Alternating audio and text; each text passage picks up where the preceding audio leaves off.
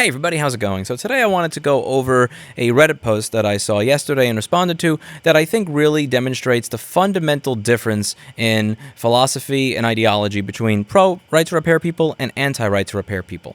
And it has to do with you having the freedom to do what you want versus somebody else only granting you that freedom once you have proved to them that you have a plan where everything is going to work. Is someone else going to plan your actions, or are you going to have the freedom to take your own action? So this is a post that was made yesterday when Steve Wozniak was talking about how back in his day things were more fixable, and he gave a couple of examples of things being fixable. And someone said back in the day when TVs and radios had tubes, they were massive. This compares to an iPhone where consumer level repair capability couldn't be done without significant trade-offs regarding size, durability, and security. And I said this is a false dichotomy. I'm not suggesting your phone be thick or filled with large through-hole chips or use a CRT screen. I'm suggesting when a charging chip in the device dies that I should be able to go to the manufacturer of the chip and purchase a spool of chips from them, which now you can't. And someone else said, I've yet to see proof that you and others will be able to safely and competently repair your device, which is really complicated. What is your plan when all of your self-repairs go really bad?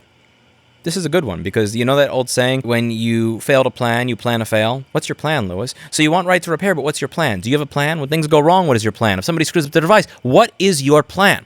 And the framing of the question is such that makes it almost impossible to answer directly if you have this ideological difference between someone planning your life versus you having freedom. It's not up to me to create the plan for somebody else.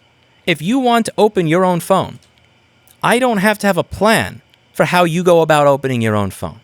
If you want to duct tape this thing to your bike, if you want to throw it at a wall, if you want to microwave it, if you want to do any kind of stupid shit to your device, you bought it, that's on you. It's not up to me to come up with a plan ahead of time on what happens if you do something so that you can have the freedom to do something.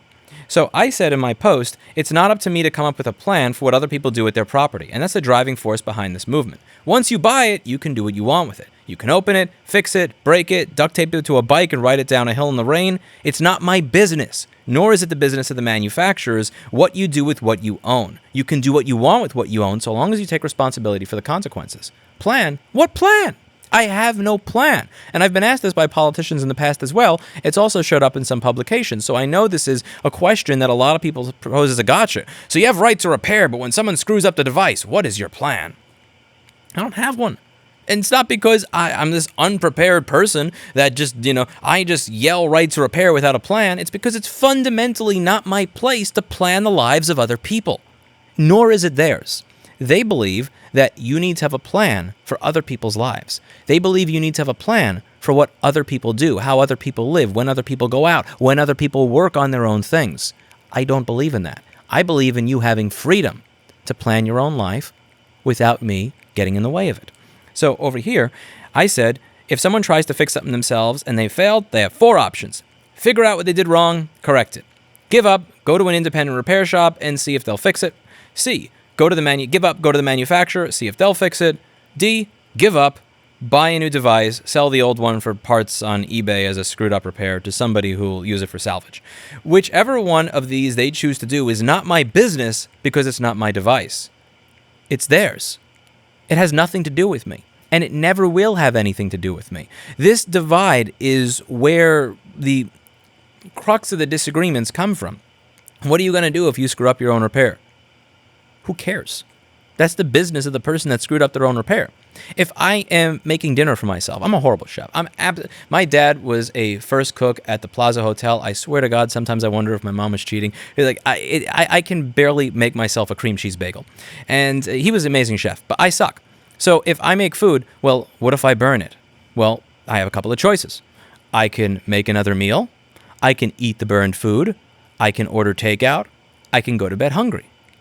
Nobody argues like, well, why should you have access to a stove in your own home? What if you screw up your own food? What's your plan for when people don't cook the dinner properly and their kids get salmonella? Yeah, what about that? What if they don't cook it properly like an authorized KFC would? We don't do this in other areas of our lives. Why are we doing this with consumer electronics? It makes no sense. It's not up to me. That should be your response to this. When someone says, what is your plan for when people screw up their own devices?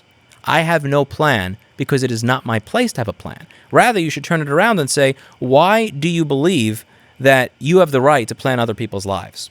You take the question, which in my opinion is framed in a really crappy way, and you just don't accept the premise of assholes. What is your plan for giving people freedom?